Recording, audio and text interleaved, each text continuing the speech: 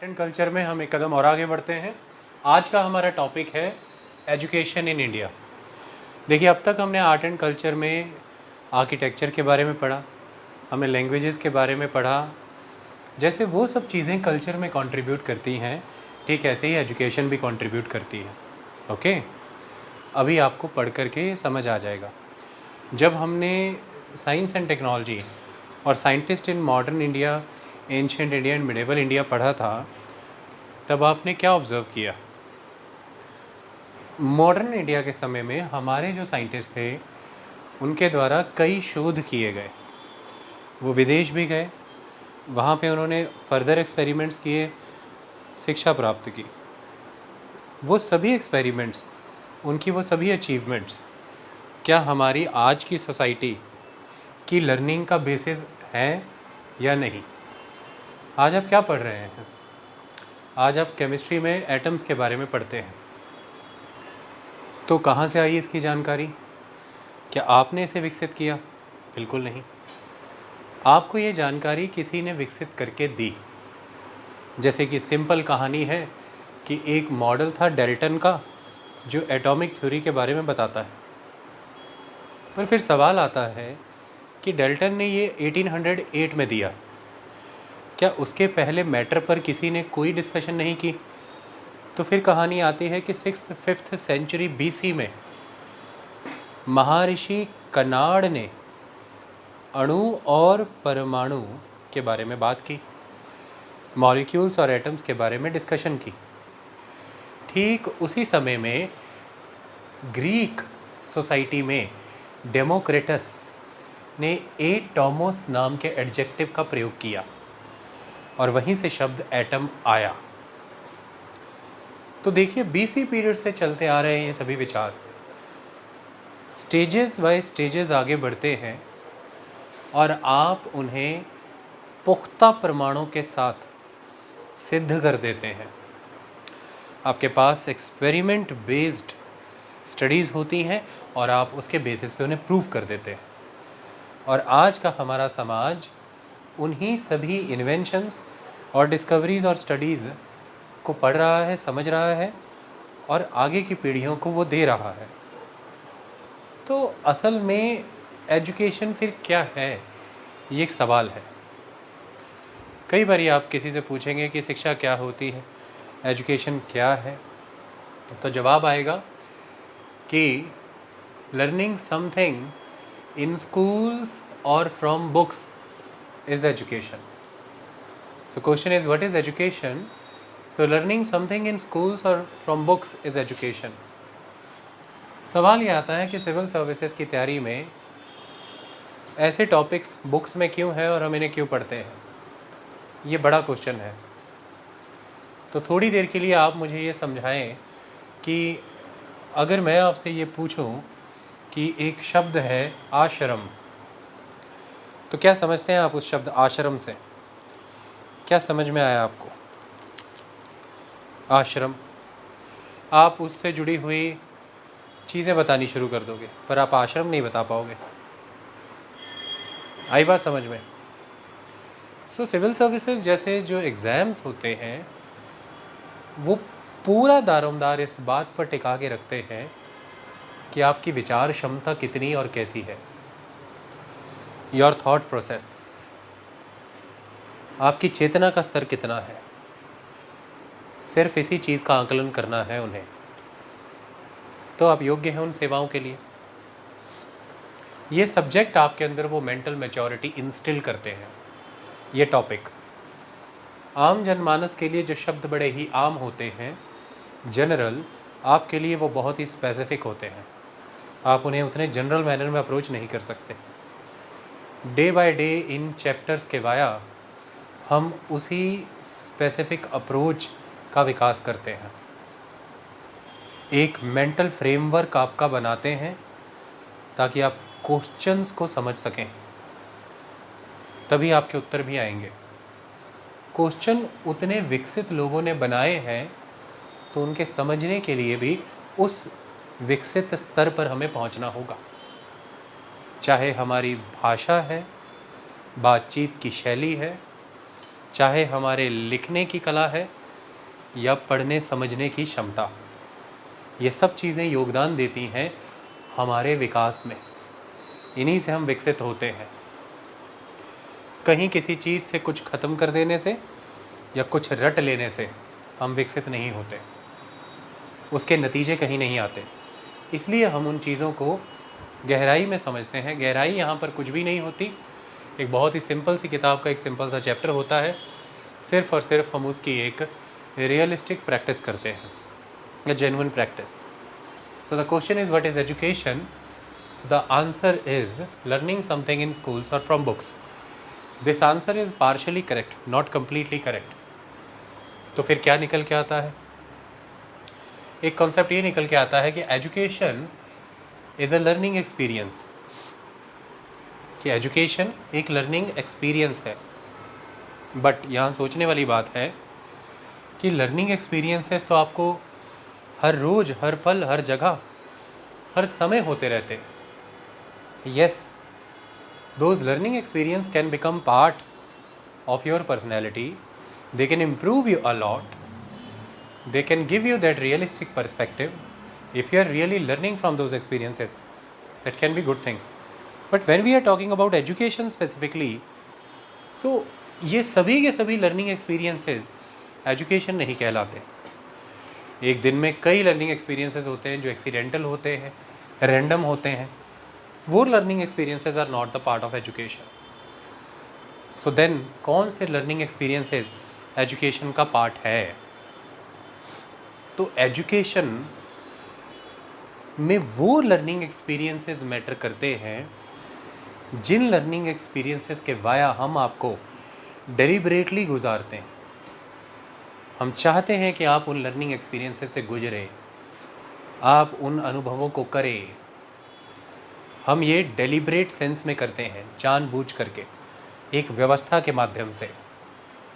और अल्टीमेटली हम आपको इन लर्निंग एक्सपीरियंसेस से गुजरने के लिए तैयार इसलिए करते हैं क्योंकि हम एक एक्सपेक्टेड लाइन पर आउटकम चाहते हैं आपके बिहेवियर के फॉर्म में।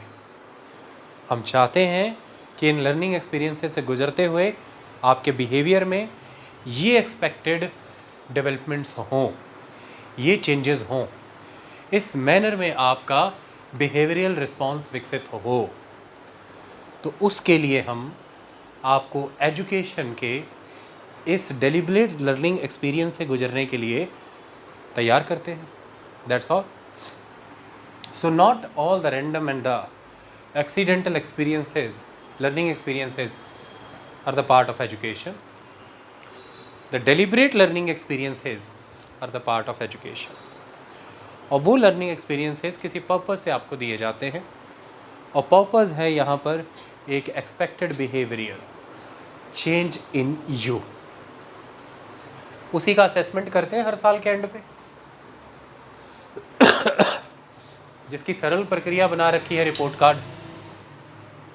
असल में तो जो आपका असेसमेंट होता है वो इसी चीज़ का होता है।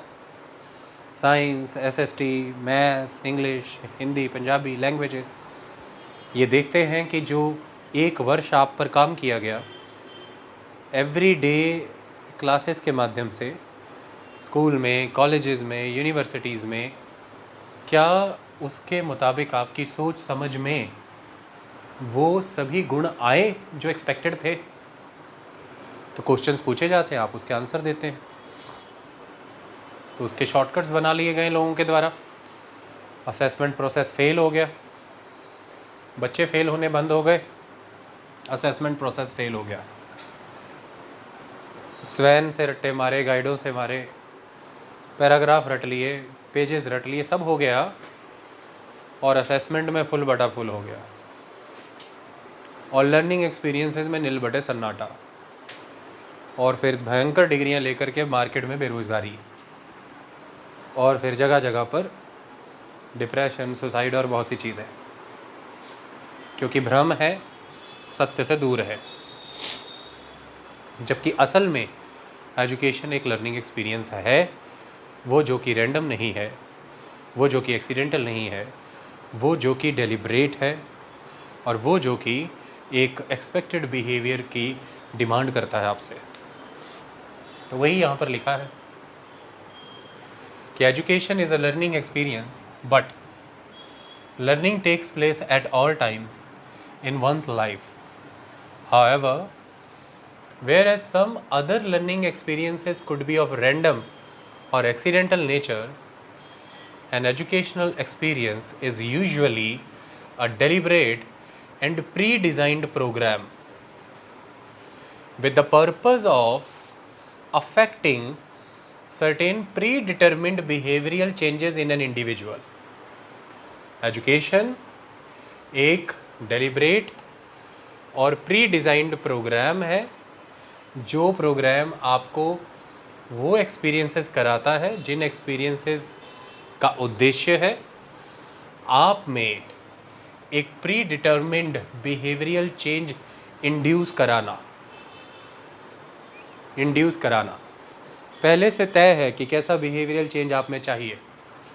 We want to make you engineer, we want to make you doctor, we want to make you social scientist or the philosopher or be it anything, we want to make you psychologist. So definitely we will create the system of curricula which will affect the whole scheme of learning experience in such a way that you will serve or your behavioral change will serve the predetermined expectations from you. That's all. यही है education. Okay? Now the next question is how education is related to culture. Okay? First I have explained the education. Simply anybody will answer that learning something in school or from books is education. No. It is partially correct, not completely correct. Yes, you are learning from the schools. Yes, you are learning from the books. आप पढ़ रहे हैं school से, किताबों से, but जो चीज़ matter करती है कि वो बुक किस करिकुला को सिखा रही है। करिकुलम क्या है उसका, वो स्कूल किस फैशन पे वो बुक आपको सिखा रहा है, किस माइंडसेट के साथ, किस पर्सपेक्टिव के साथ सिखा रहा है, वो एजुकेशन की अगली परिभाषा में निर्धारित होता है। तो यहाँ से आता है कि education is a learning experience, but फिर वहाँ पर कहानी आती है कि but learning takes place at all times in one's life. So however, whereas some other learning experiences could be of random or accidental nature, an educational experience is usually a deliberate and pre-designed program with the purpose of affecting certain predetermined behavioral changes in an individual. और इस predetermined program को ही books की form में पढ़ाया जाता है. किसी form में पढ़ा सकते हैं आप, सिलेबस उसी को कहते हैं. So question is how education is related to culture. तो फिर एजुकेशन कल्चर के सब्जेक्ट में हम क्यों पढ़ रहे हैं? तो यहाँ से क्वेश्चन क्रिएट होता है कि हम सही मायने में कौन सा बिहेवियर एक्सपेक्ट कर रहे हैं उस व्यक्ति से. ये तो एक क्वेश्चन बनता है ना. हम उससे ये बिहेवियर एक्सपेक्ट कर रहे हैं कि आने वाले दिनों में वो सेना में जाए और अपने देश की बॉर्डर की रक्षा करें. ओके, इसके लिए आप क्या करेंगे? आपको ज़रूरी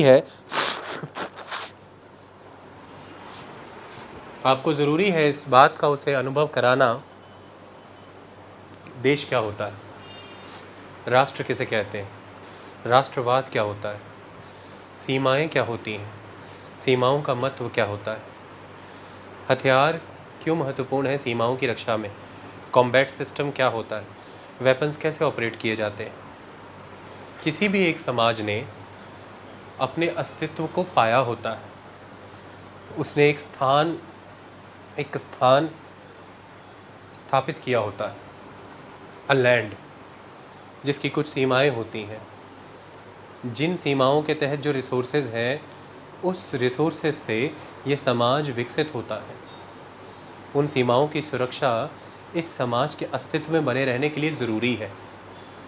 it is necessary to protect the border of that particular land if you want that this society must continue, because only then you can protect the resources of that land, only then you can protect the knowledge of that land, only then you can protect the way of harnessing the resources, the process of distribution of that resources. उन संसाधनों का वितरण किस आधार पर होगा, उन संसाधनों को आप उपयोग में कैसे लाएंगे, उन संसाधनों को विकास में कैसे लाया जाएगा, विकास किसके लिए होगा और कितना होगा, ये सब तो विचारधारा पे खड़ा है ना। एक समाज की एक विचारधारा होती है ना, तो वो लैंड उस विचारधारा को प्रोटेक्ट करता है, वो लैंड उस रिसोर्स को प्रोटेक्ट करता है, वो लैंड उस सोसाइटी को प्रोटेक्ट करता है। इसलिए उस लैंड के वो बॉर्डर्स, वो सीमाएं महत्वपूर्ण है। तो ऐसे में किसी भी एक समाज के द्वारा ये प्रयास ना किए जाए कि उस समाज के जो सदस्य हैं उन सदस्यों को अब तक की जो भी इस लैंड से एसोसिएटेड नॉलेज है, जो भी हमने डेवलपमेंट्स की हैं या जो भी हमने लाइफ में बेटरमेंट के लिए तरीके अपनाए हैं, वो हम इस लैंड के फर्दर एनरिचमेंट के लिए, इस नेशन की फर्दर ग्रोथ के लिए सोसाइटी के इन मेंबर्स में इम्पार्ट करें, इनको बताएं, सिखाएं। सो इसीलिए किसी भी एक समय में जो एक समाज होता है उसने जो भी रचनाएं की होती हैं, जो भी क्रिएट किया होता है, उसकी जो भी अचीवमेंट्स होती हैं, उन अचीवमेंट्स का आधार क्या है, उसकी कल्चरल डेवलपमेंट। कल्चरल डेवलपमेंट के बारे में हमने क्या पढ़ा था, क्या होता है culture? It is inner refinement of thought, और रिफाइनमेंट ऑफ थॉट का एंड रिजल्ट क्या निकलता है? आप अपने सराउंडिंग को बेटर यूटिलाइज करते हैं for the betterment of life. तो ऐसे में किसी भी एक समाज ने अपने निरंतर किए प्रयासों की मदद से, कंटिन्यूस एफर्ट्स की मदद से अपने लिए एक बेहतर जीवन बनाया होता है। वो बेहतर जीवन बहुत सारे मेथड्स, बहुत सारे प्रोसेसेस, बहुत सारी इन्वेंशंस, डिस्कवरीज़, बहुत सारे रिसोर्सेज से बनता है। ये सब किसी भी एक समाज की अचीवमेंट्स होती हैं, किसी भी एक समाज की नॉलेज होती है। और हर समाज ये चाहता है कि हमारी ये जो अचीवमेंट है, हमारी ये जो नॉलेज है, ये हमारी भावी पीढ़ियों को विरासत में मिले, इनहेरिटेंस में मिले। सो इसीलिए ये जो हमारी अचीवमेंट्स हैं, ये जो हमारा विज्ञान है, ज्ञान है, ये हमारी संस्कृति है, और हम इस संस्कृति का लाभ हमारी भावी पीढ़ियों को देना चाहते हैं। हम अपने अस्तित्व को आगे बढ़ाना चाहते हैं, और ऐसे में संस्कृति आगे बढ़ती है, इसका माध्यम शिक्षा बनता है। सो एजुकेशन एक मीन्स है कि किसी भी समय का एक समाज अपनी उपलब्धियों को, अपने द्वारा की गई रचनाओं को आने वाले सदस्यों को दे, और वो देगा शिक्षा के माध्यम से, एजुकेशन के माध्यम से। आपने किसी स्क्रिप्ट को डेवलप किया, आपने किसी लैंग्वेज को डेवलप किया, आपने बर्तन बनाने की टेक्नोलॉजी डेवलप की, आपने बेहतर फार्मिंग प्रैक्टिस डेवलप की, आपने कोई भी कार्य किया हो, आप रॉकेट बनाना जानते हैं, आपने पेपर का इस्तेमाल करके पेंटिंग करना सीख लिया, beat anything, these all are the achievements of a particular society at a particular time in a particular space. और वो सोसाइटी ये चाहेगी कि ये जो हमारी कल्चरल अचीवमेंट्स हैं, ये जो हमारी कल्चरल डेवलपमेंट्स हैं, ये हम किसी मायने में आगे की पीढ़ियों में स्थानांतरित करें, ट्रांसफ़र करें। इसका ज़रिया बनती है शिक्षा।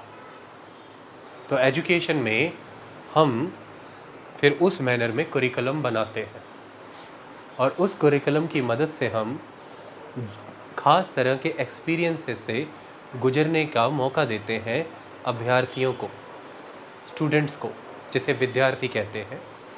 विद्यार्थी उस खास तरह के अनुभवों से गुजरते हुए एक ख़ास तरह का व्यक्तित्व विकसित करते हैं, अ बिहेवियर, व्यवहार विकसित करते हैं, जो व्यवहार ही एक पीढ़ी की संस्कृति को आगे ले जाने में सहायक होता है। इसलिए हम हमेशा ये बात करते हैं हमारी फंडामेंटल ड्यूटीज़ में कि ये दायित्व है देश का, समाज का, कि साइंटिफिक टेम्परामेंट बना रहे, क्योंकि हम ये मानते हैं कि विज्ञान मददगार है मानव जीवन को बेहतर बनाने के लिए। इसलिए हम ये चाहते हैं कि भावी सभी पीढ़ियों में वो साइंटिफिक टेम्परामेंट पास ऑन होना चाहिए। तो यहाँ पर एजुकेशन एक मीन्स है, एक पीढ़ी की संस्कृति को और उसके लाभ को, उसकी उपलब्धियों को अगली पीढ़ी तक पहुँचाने के लिए। दूसरी तरफ एजुकेशन सिर्फ और सिर्फ मीन्स नहीं है, यहाँ पर एक ज़रिया नहीं है। ध्यान से समझिए, एक समय तक भारत में ये नहीं पता था कि भाई कि कोई सैटेलाइट भी होता है। फिर एक समय ऐसा आया कि भारत ने सैटेलाइट बनाया। तो मतलब किसी भी एक पॉइंट पर आपका जो कल्चर है उसे आप दूसरी पीढ़ियों को एजुकेशन के मदद से ट्रांसफ़र तो कर रहे हैं, एजुकेशन यहाँ पर ज़रिया है, लेकिन उसी पॉइंट पर आप नई इन्वेंशंस और नई डिस्कवरीज़ की मदद से नए कल्चर की रचना भी तो कर रहे हैं। एजुकेशन इन इट सेल्फ भी तो प्रभावित हो रही है, एजुकेशन में भी तो नए डोमेन ऐड हो गए। तो किसी भी एक पॉइंट पर किसी भी एक समाज के द्वारा जो भी सांस्कृतिक विकास होता है वो उस समय की शिक्षा को प्रभावित करता है, उस समय की शिक्षा के दायरे को बढ़ा देता है। तो शिक्षा एक ज़रिया है एक समय के समाज की संस्कृति को दूसरे समाज तक यानी कि अगली पीढ़ियों तक ले जाने का। और शिक्षा अपने आप में वो सब्सटेंस है जो उस समय के ज्ञान से प्रभावित भी हुआ है। यानी कि शिक्षा ही वो मार्ग है जो एक समय के ज्ञान को दूसरे समय तक लेकर के जाता है, एक पीढ़ी से दूसरी पीढ़ी तक। और शिक्षा ही वह ज्ञान भी है स्वयं जिसे एक जगह से दूसरी जगह तक जाना है। वह मार्ग भी है, वह ज्ञान भी है, वह दोनों चीज़ें स्वयं ही है। आई बात समझ में? That's all. तो वही चीज़ यहाँ पर लिखी है कि how education is related to culture. Culture is the sum total of the accumulated experiences and achievements of previous generations inherited by succeeding generations as member of society। तो यहाँ पर कल्चर बताया गया कि संस्कृति क्या है। संस्कृति वो सब चीज़ों का समावेश है। It is sum total of the accumulated, जो पीढ़ी दर पीढ़ी एक्यूमुलेट करते हैं हम एक्सपीरियंसेस। कैसे स्क्रिप्ट विकसित हुई, कैसे लेटर्स विकसित हुए, कैसे लेक्चर्स लैंग्वेजेस विकसित हुई, कैसे धीरे धीरे धीरे धीरे मेडिसिन का ज्ञान विकसित हुआ, कैसे धीरे धीरे एस्ट्रोलॉजी से एस्ट्रोनॉमी और फिर एस्ट्रोनॉमी से स्पेस साइंस। पीढ़ी दर पीढ़ी देखिए, पहले आर्यभट्ट आए, आर्यभट्टिया में उन्होंने कुछ संकल्प दिए, सिद्धांत दिए। आगे देखिए ब्रह्मगुप्त ने विकसित किया, भास्कराचार्य 1 ने, भास्कराचार्य 2 ने और कितना रिफाइन कर दिया। और आते आते आप देख सकते हैं आपके सामने कि जेसी बोस, जगदीश चंद्र बोस ने, विक्रम साराभाई ने, होमी जहांगीर भाभा ने उसमें कितने 4 चांद लगा दिए। तो ये एक्यूमुलेटेड एक्सपीरियंस है किसी भी सोसाइटी का, या उसकी अब तक की सभी अचीवमेंट्स, इन सब का जो सम टोटल है वो कल्चर है, जो किसी भी समय की एक पीढ़ी दूसरी पीढ़ी को गठरी में बांध के दे देती है। Okay, so culture is the sum total of the accumulated experiences and achievement of previous generations inherited by succeeding generations as member of society। क्योंकि आप उस समाज का हिस्सा होते हैं ना। The structured process of passing on this collective pool of experiences and achievements may be called education। तो वो जो एक फिर प्रोसेस आप रचते हैं जो इस कलेक्टिव एक्सपीरियंस और अचीवमेंट्स को एक पीढ़ी से दूसरी पीढ़ी तक पहुंचाता है, वो एजुकेशन है। ओके, कल्चर वही है जो किसी एक पीढ़ी से दूसरी पीढ़ी को मिलता है विरासत में। अब तक के समय में उन सभी पीढ़ियों के द्वारा एक्यूमुलेट किए गए उनके सारी अचीवमेंट्स और एक्सपीरियंसेस, लेकिन एक पीढ़ी से दूसरी पीढ़ी तक इन कलेक्टिव एक्सपीरियंसेस और अचीवमेंट्स को जो ले जाने वाला है वो शिक्षा है, education, it is the means. और उसके लिए वर्ड यूज हुआ the structured process. Why you are calling it the structured process? First it is the responsibility of the family. So here in the society we have a structure, एक ढांचा है जिसके मदद से ही सोसाइटी में exchanges facilitate होते हैं। समाज में हमें बेटर मैनर में एंगेज होने के लिए रूल्स रेगुलेशंस इस्टेब्लिश करने पड़ते हैं। जिस समय में हम सब हंटिंग गैदरिंग में रहा करते थे, उस समय में किसी एक समाज ने ये विचार किया, और ये विचार उसी सोसाइटी ने किया जिसने एग्रीकल्चर की प्रैक्टिस शुरू की, कि हम सारे मेंबर्स ऑफ द ग्रुप को और भी मीनिंगफुल एंगेजमेंट्स क्रिएट करनी चाहिए, हमें और भी बेटर मैनर में एंगेज होना चाहिए एक दूसरे के साथ। तो किसी ने पूछा कि कहना क्या चाहते हो, मीनिंगफुल एंगेजमेंट क्या होती है? तो उसने जवाब दिया कि मीनिंगफुल एंगेजमेंट का मतलब ये है कि हम रैंडमली एंगेज ना हो, कि सुबह किसी का भी मन हुआ तो वो दाती उठा के चला गया खेतों में, किसी का भी मन हुआ तो वो उस दिन घर रुक गया, किसी का भी मन हुआ तो वो घास सर पे ला रहा है। ये रैंडम है सब, ऐसा ना हो। हम सब कार्यों को बांटें, हम ये तय करें कि ऋतुओं के ज्ञान के हिसाब से इस बार हम इस फसल की बुआई करेंगे, ये एक वर्ग का जिम्मा हो। दूसरा वर्ग जल के स्रोतों को तलाशे, सुबह से निकले और बेहतर जल स्रोत, sources of water find out करें, ताकि उस खेती के लिए हमें जल मिल पाए। तीसरा वर्ग प्रयास करे कि खेती के लिए बेहतर उपकरण बनाएं, इम्प्लीमेंट्स बनाएं। चौथा वर्ग उस खेती को, उसकी फसल को सहेज के रखने के लिए ठिकाने तैयार करें, उसके लिए स्टोर हाउसेज और बर्तन बनाएं। इस तरह से हमें हमारे समाज के इन सदस्यों को नियमों के आधार पर कुछ कार्यों में बांट देना चाहिए, हमें मीनिंगफुल एंगेजमेंट करनी चाहिए। then all the subgroups in the big group will engage with each other in a more logical and rational manner. These are the meaningful engagements. तो यहाँ से नियम एग्जिस्टेंस में आए, यहाँ से एग्जिस्टेंस में आए रूल्स रेगुलेशंस। अब आज के बाद से इस समाज को यही नियम, यही रूल्स एंड रेगुलेशंस रेगुलेट करेंगे।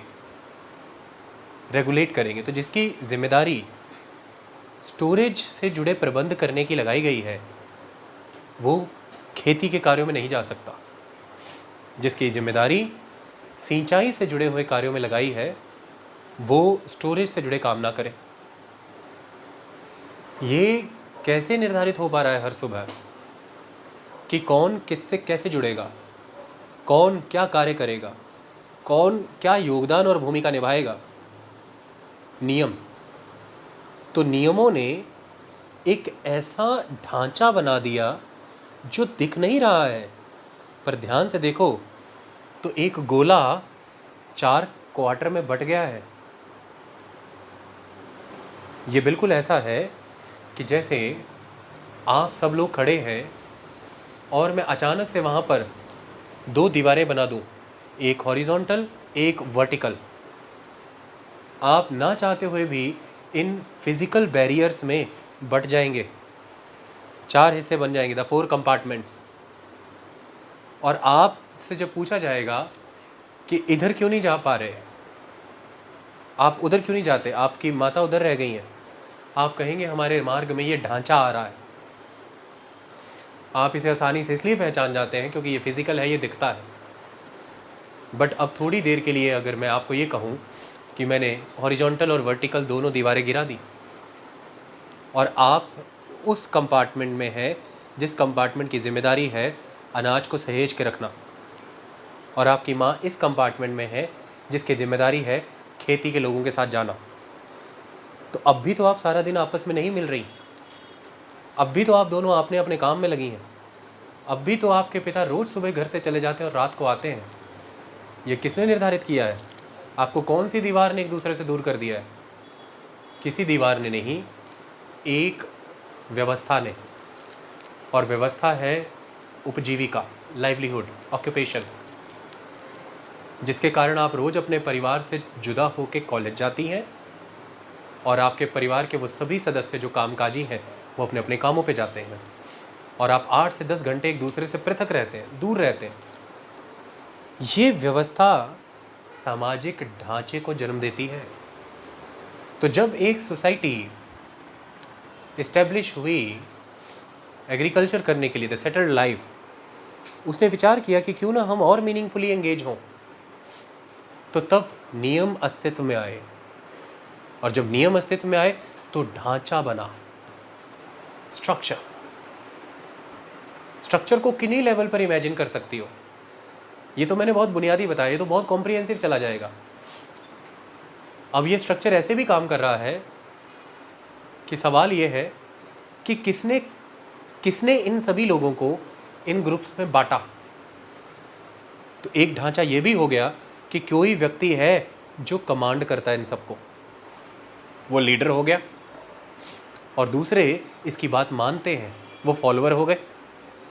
तो देखो, एंगेज होने का एक तरीका ये भी है, एक्सचेंजेस का, कम्युनिकेशंस का, ये भी एक ढांचा है।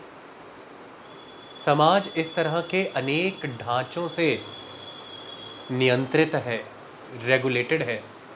ये ढांचे ही ऑर्डर बनाए रखते हैं, और ये ढांचा अलग अलग नॉर्म्स एंड वैल्यूज़ को रिफ्लेक्ट करता है, क्योंकि ढांचा उसी पे बेस्ड है।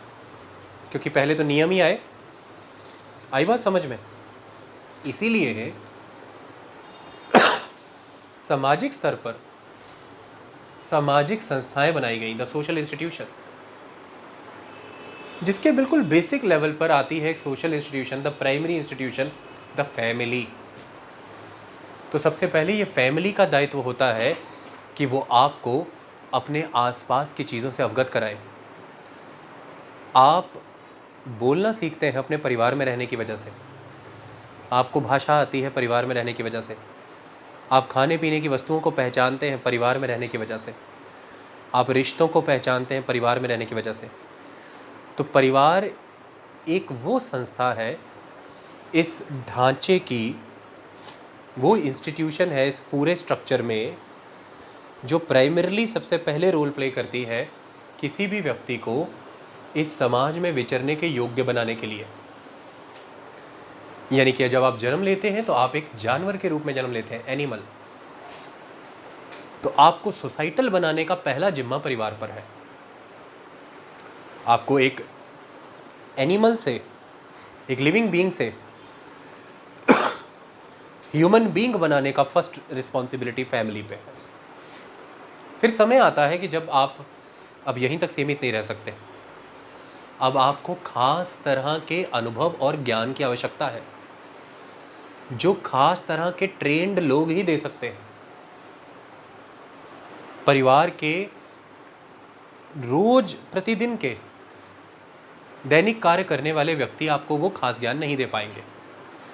समाज ने ऐसे लोगों को चुना होता है, समाज उनको सहयोग करता है, दान की तरीके से, लैंड ग्रांट्स की तरीके से, डोनेशंस की मदद से, कैसे भी करके समाज उन्हें सपोर्ट करता है। वो व्यक्ति स्किल्ड होते हैं विशेष ज्ञान में। तो फिर परिवारों को अपने बच्चों को उनके पास भेजना पड़ता है। अब इस ढांचे में आप दूसरी संस्था के पास चले गए, एक से दूसरे पे, वहाँ से तीसरे पर, फिर चौथा। तो अलग अलग कार्य समुदायों में रह के, अलग अलग आर्टिजनल ग्रुप्स, अलग अलग लर्निंग स्कूल्स में रह करके आप उस समाज में विचरने का और उस समाज के अब तक के एक्सपीरियंस और अचीवमेंट्स का संपूर्ण लाभ उठा पाते हैं। इसलिए शिक्षा एक ऐसी प्रक्रिया है जो स्ट्रक्चर्ड है, इसमें लेयर्स हैं, एक ढांचा है, ये कोई रैंडम थिंग नहीं है। ये ग्रेजुअली आपके स्केल को अप करती है, जिसमें बहुत सारी सामाजिक संस्थाएं भूमिका निभाती है। परिवार ने निभाई, रिलीजन भी एक सोशल इंस्टीट्यूशन है। तो धर्म आपको, रिलीजन आपका, पंथ आपको सही गलत का भेद बताता है, धर्म अधर्म का भेद बताता है, राइटियसनेस पाप पुण्य का भेद बताता है, बड़े छोटे का लिहाज सिखाता है। तो आपके जीवन को बहुत प्रभावित धर्म भी करता है, आपके जीवन को बहुत प्रभावित आपका जातीय गुट भी करता है, आपका क्षेत्र भी करता है, आपका भाषा आपको करती है। तो स्कूल, कॉलेजेस, यूनिवर्सिटी ये भी सोशल इंस्टीट्यूशन का हिस्सा है। तो that's why they are calling it a structured process. So वो कल्चर अपने आप में किसी भी एक समाज के द्वारा उसके अब तक के जो भी एक्सपीरियंसेस और अचीवमेंट्स हैं, उन सब का एक्यूमुलेटेड फॉर्म में सम टोटल है, और उस कल्चर को एक पीढ़ी से दूसरी पीढ़ी में जाना है एक स्ट्रक्चर्ड प्रोसेस के वाया। वो ही प्रोसेस एजुकेशन, यही यहाँ पर कहा गया है। So hence education is not only a means of passing on the cultural beliefs and ideas of one society. There was an idea with the ऋषि कणाद कि पदार्थ के भीतर एक तत्व ऐसा आएगा, एक पार्टिकल ऐसा आएगा जो आगे और तोड़ा नहीं जा सकता।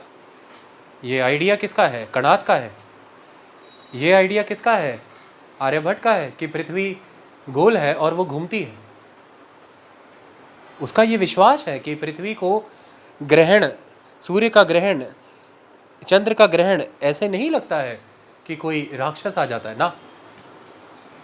उसका यह विश्वास है कि ये इसलिए लगता है कि पृथ्वी घूमती है। तो किसी भी एक समय के जो आइडियाज, बिलीफ्स हैं, ये टर्म यहाँ पे इस सेंस में यूज हुई है। The idea of atom, the idea of righteousness, the belief that this thing is not done by any demon, it is due to the rotation.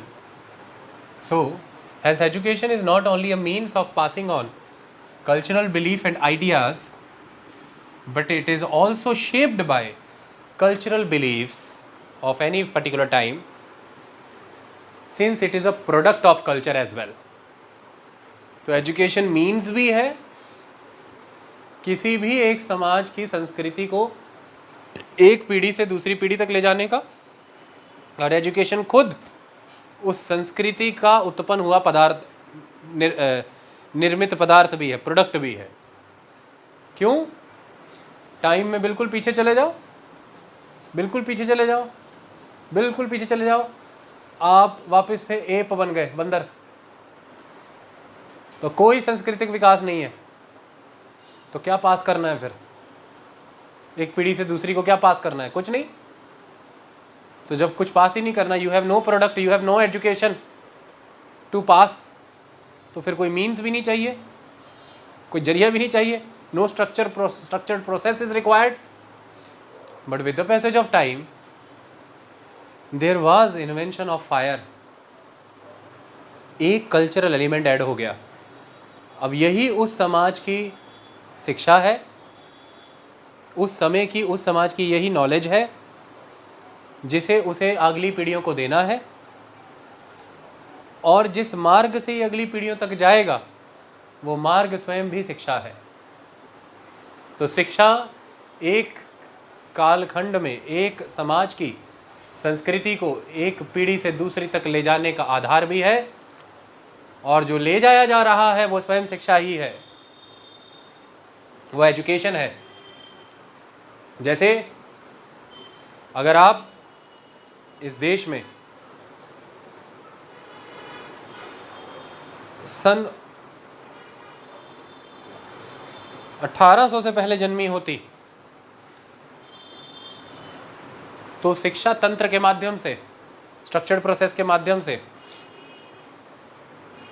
आपको मैटर ही की नॉलेज होती सिर्फ।